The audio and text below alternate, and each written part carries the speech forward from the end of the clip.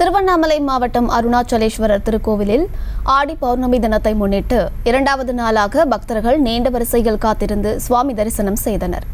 இதுகுறித்தான மேலும் விவரங்களை கொடுப்பதற்காக செய்தியாளர் சசிகுமார் இணைப்பில் இருக்கிறார். பேசலாம் சசிகுமார், இது தொடர்பான விவரங்கள். வணக்கம்.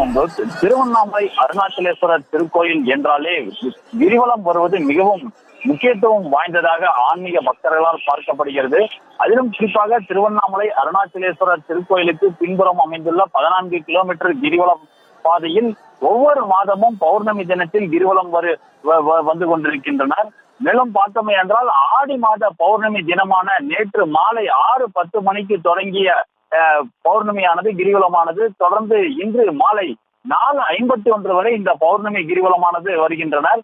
இரண்டாவது நாளாக இன்றும் காலை அதிகாலை முதலே சாமி தரிசனம் செய்வதற்காக ஆயிரக்கணக்கான பக்தர்கள் நீண்ட வரிசையில் காத்திருந்து சாமி தரிசனம் செய்து வருகின்றனர். மேலும் பார்த்தோம் என்றால் அங்கு போலீசார் பாதுகாப்பு பணியில் ஈடுபட்டிருந்தாலும் ஒரு சிலர் கூட்ட நெரிசலுக்குள் உள்ளே செல்ல முற்படும் போது அந்த பகுதி முழுவதுமாக வரிசையில் நிற்பவர்களும் ஒன்றாக சேர்ந்து உள்ளே செல்வதனால் அந்த பகுதியில் ஒரு கூட்ட நெரிசலானது ஏற்படுகிறது.